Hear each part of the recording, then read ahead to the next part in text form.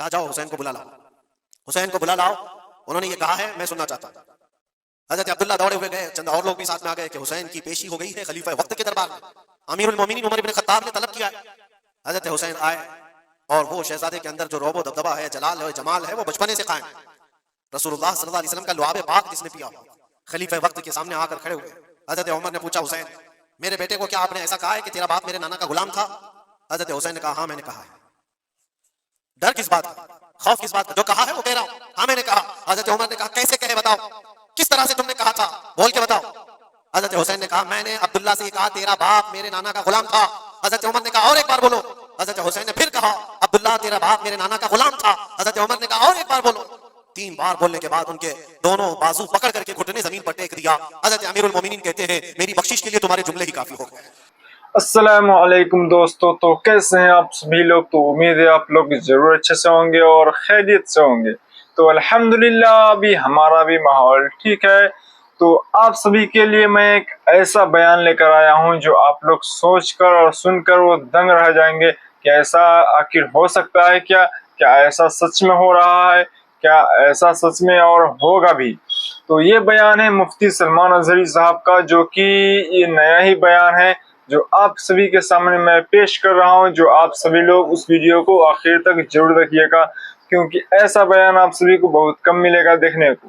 تو وہ بیان آپ سبھی کے سامنے سٹارٹ کرنے سے پہلے میں ایک بات بولنا چاہتا ہوں کہ اگر آپ سبھی لوگ اس چینل پہ نئے ہیں تو اس چینل کو سبسکرائب کریے یا نہ کریے، لیکن اس ویڈیو کو زیادہ سے زیادہ شیئر ضرور کریے گا، کیونکہ شیئر کرنے سے ہی ہر چیز ہوتا ہے۔ یعنی کہ اگر شیئر کریں گے تبھی اگلا آدمی اس کو دیکھ پائے گا اور اسے سن پائے گا، کیونکہ ایک ایسا یہ بیان میں لایا ہوں جو انسان کے لیے بہت بہتر ہے، اور یہ دنیا میں بھی آپ سبھی کو یہ کامیاب کر دے گی اور آخرت میں بھی کامیاب ضرور ملے گی انشاءاللہ، کیونکہ یہ بیان ایسا ہے جو ہم سبھی کے دلوں کو تازہ کرتی ہے، ہم سبھی کے ایمان میں تازگی پیدا ہوتی ہے، کیونکہ یہ ایسا بیان کرتے ہیں، کیونکہ ایسا بیان اور علماء بہت کم لوگ کرتے ہیں۔ جو مین ٹاپک ہوتا ہے، جو انسان کو مین ٹاپک جو اصل بات بتانی ہوتی ہے، وہ یہ ضرور کر دیتے ہیں ہر ویڈیو میں۔ تو وہی ویڈیو میں لایا ہوں آپ سبھی کے سامنے، تو اس ویڈیو کو چھوڑ کر نہیں جائیے۔ اگر آپ سبھی لوگ کہیں سے بھی دیکھ رہے ہیں، آپ سبھی لوگ اپنا کمنٹ رکھنا چاہتے ہیں تو رکھ سکتے ہیں، نہیں تو کوئی بات نہیں، آپ لوگ اس ویڈیو کو لاسٹ تک ضرور دیکھیے۔ تو بنا دیری کے اس ویڈیو کو آپ کے سامنے میں پیش کر رہا ہوں، یہ ہے وہ ویڈیو، آپ لوگ اسے آخر تک ضرور دیکھیے۔ اسلامی سال کا پہلا دن ہے، محرم الحرام کی آج پہلی تاریخ، اور اللہ کا شکر ہے کہ یہ نیا سال جمعہ کے دن سے شروع ہو رہا ہے۔ اللہ تعالیٰ اس نئے سال کو ہم سب کے لیے خیر و برکت والا سال بنائے۔ ویسے تو اے مومنو، سال کی شروعات ہی سے مسلمانوں کو قربانی کا جذبہ سکھایا جاتا ہے۔ ذی الحجہ کے مہینے میں بہت بڑی قربانی، جس کو ذبح عظیم کہا ہے قرآن عظیم نے، سیدنا اسماعیل علیہ السلام کی قربانی کی یاد دلائی جاتی ہے۔ اور محرم آتے ہی شرق و غرب، شمال و جنوب، تمام تر مومنین کے درمیان ایک چرچا مشہور ہو جاتا ہے، وہ صبت رسول، لخت جگر بطول سیدہ فاطمۃ الزہرا کے آنکھوں کے نور سیدنا امام حسین اعظم رضی اللہ تعالیٰ عنہ کی قربانی کے چرچے ہیں۔ اور میرے عزیزو، صدیاں بیت گئی سیدنا امام حسین کی قربانی کو لے کر، لیکن ذکر اب تک پرانا نہیں ہوا۔ ہر سال مسلمانوں کے درمیان یہ ذکر بڑے زور و شور سے آتا ہے اور بڑے اہتمام کے ساتھ مومنین اس کا سننے کا اہتمام کرتے ہیں۔ میں ایک چیز آپ کو بتاؤں، کبھی کسی نے یہ نہیں کہا کہ ہر سال کربلا کی داستانیں کیوں سناتے۔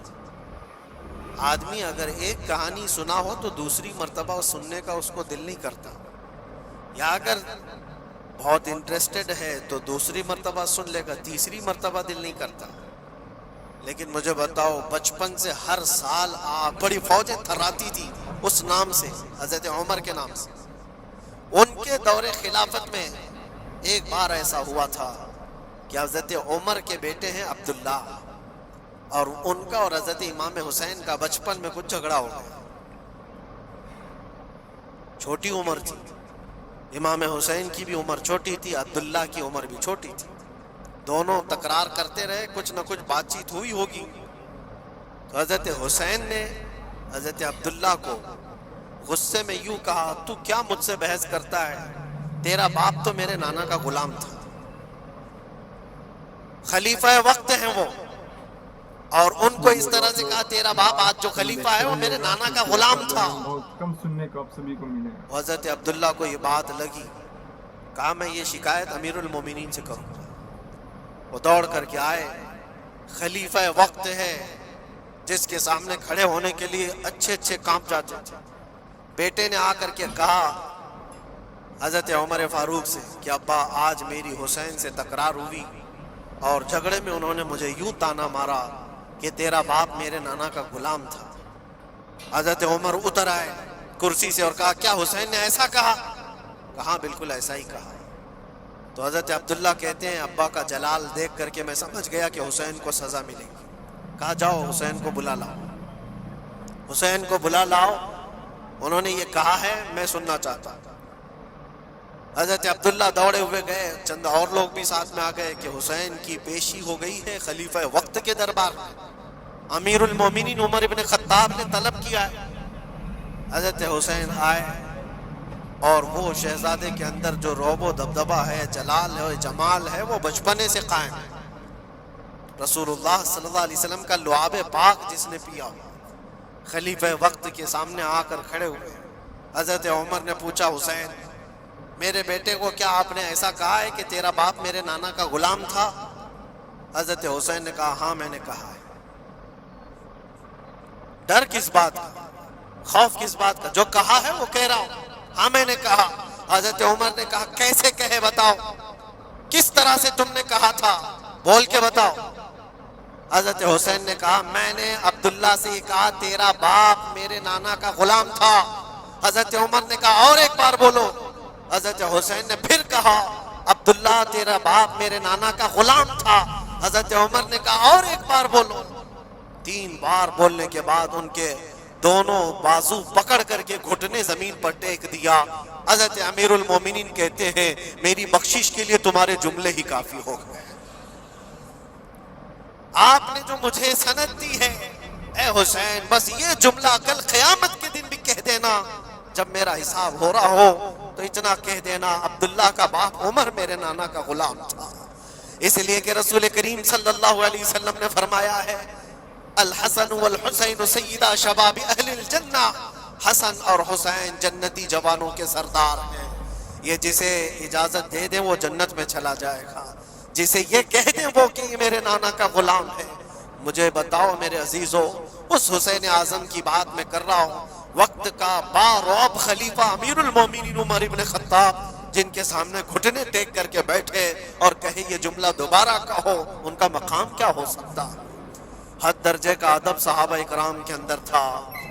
اور ایک مرتبہ ایسا بھی ہوا تھا، حضرت عمر ممبر پر کھڑے تھے، حضرت امام حسین اپنے گھر سے دوڑتے ہوئے آئے. یہ وہ منظر تھا جب انہوں نے اپنے نانا کو ممبر پر خطبہ دیتے ہوئے سنا ہے. زمانہ انہوں نے آنکھیں کھولی ہیں حضور کی گود میں، بچپنا پایا ہے رسول اللہ کے گھر میں، اور دیکھا ہے سب سے پہلے خطبہ دیتے ہوئے تو اپنے نانا کو دیکھا تھا. لیکن جب رسول کریم صلی اللہ علیہ وسلم کی وفات ہو گئی تو پورا اندھیرا سا چھایا ہوا تھا. حضرت امام حسین ان کے متعلق ہے کہ ایک بار حضرت عمر ممبر پر کھڑے تھے، وہ دوڑتے ہوئے آئے مسجد میں. حضرت حسین کو ایسا لگا کہ رسول اللہ خطبہ دے رہے ہیں. وہ یادیں کہاں سے جاتی جو رسول اللہ کو خطبہ دیتے ہوئے دیکھا تھا. دوڑتے ہوئے آئے، دیکھا عمر فاروق خطبہ دے رہے ہیں، تو چیخ کر کے کہا کہ آپ میرے نانا کے ممبر سے اتر جاؤ، یہ میرے باپ کا ممبر ہے، اپنے باپ کے ممبر پر جاؤ، تمہارے باپ کے ممبر پر جاؤ. حضرت عمر اتر گئے، یہ نہیں کہ خطبہ قائم رکھا، فوراً اتر آئے. اور شہزادے کو پکڑ کر کے رونے لگ گئے. سچ کہا ہے حسین، یہ ممبر تو تمہارے گھر کا ہی ہے، یہ ممبر تمہارے باپ کا ہے، تمہارے نانا کا ہے، اور انہوں نے یہ عزت بخشی ہے ہمیں کہ ہم اس ممبر پر کھڑے ہوتے ہیں. اگر آپ اجازت دیں تو میں خطبہ دوں، ورنہ میں یہیں بیٹھا ہوں. یہ مقام تھا امام حسین کا. بچپنے کی بات کر رہا ہوں. پھر انہوں نے کہا آپ خطبہ دیں. حضرت عمر خطبہ دینے لگے. تو امید ہے آپ سبھی کو یہ ویڈیو کافی اچھا لگا ہوگا جو ابھی آپ کے سامنے میں پیش کیا ہوں، کیونکہ یہ بیان ہے مفتی سلمان اظہری صاحب کا، جو آپ سبھی کو میں شروع میں ہی بتا دیا ہوں ہر چیز. تو میں ایک بات کہنا چاہتا ہوں کہ اگر یہ بیان جو کیے ہیں صحابہ کرام کے بارے میں، حضرت امام حسین رضی اللہ تعالیٰ عنہ کے بارے میں، اور باقی سب جتنے بھی ہر چیز کے بارے میں بیان کیے ہیں، وہ سب ہم سبھی کے لیے بہت بہتر ہوتا ہے. یعنی کہ یہ علماء کرام کا کام ہوتا ہے کہ جو لوگ بھٹکے ہوئے ہیں، جو لوگ جو سیدھے راستہ سے غلط راستہ پر جا رہے ہیں، سنت رسول کو ترک کر رہے ہیں، چھوڑ رہے ہیں، عشق مصطفیٰ نہیں اپنا رہے ہیں، تو وہ سب کے لیے علماء کرام کا جو کام ہوتا ہے وہ تقریر کرنا ہوتا ہے، اور وہ اسی میں بتاتے ہیں کہ کیا صحیح اور کیا غلط ہے. یعنی وہ یہ بیان دیتے ہیں کہ اگر تم لوگ ابھی سے بھی سدھر سکتے ہو، توبہ کر سکتے ہو، تو اللہ تعالیٰ اسے ضرور راضی ہوگا اور اسے ضرور کل قیامت کے دن بیڑا پار ہوگا. تو میں اس لیے بیان لاتا ہوں آپ سبھی کے سامنے کیونکہ بہت سارے ایسے ہوتے ہیں جو کسی کو معلوم نہیں ہے، مدرسہ نہیں گئے ہیں، پڑھے لکھے نہیں ہیں. تو بہت ایسے دنیا میں آج کل کے لوگ ہیں جو مدرسہ تو نہیں گئے لیکن اسی سوشل میڈیا کی وجہ سے دینی تعلیم سیکھ لیتے ہیں، دینی تعلیم سیکھ کر بھی ہر چیز کر رہے ہیں آج کل کے حالات کے اوپر. کیونکہ جو بڑے ہو چکے ہیں 30 سال 35 سال 40 سال کے نوجوان بوڑھے لوگ، تو وہ لوگوں کو اب تو مدرسہ وہ جا نہیں سکتے ہیں اور جاتے بھی نہیں ہیں، جو بہت شرم لگتا ہے ان لوگوں کو. تو یہ سوشل میڈیا ایک ایسا ہے جو اس پر لوگ دیکھتے ہیں اور سنتے بھی ہیں اور اسی سے سیکھتے ہیں ہر چیز. تو اسی سے ہر چیز اپنا وہ کام کر لیتے ہیں. تو میں یہ ویڈیو لایا ہوں کہ آپ سبھی لوگ اس سے کچھ سیکھیں، کچھ سمجھیں. اگر یہ ویڈیو آپ سبھی کو اچھا لگا ہو تو اسے زیادہ زیادہ شیئر ضرور کریے گا. تو ملتے ہیں اگلی ویڈیو میں، تب تک کے لیے یہ ویڈیو یہیں تک تھا. السلام علیکم ورحمۃ اللہ تعالی وبرکاتہ.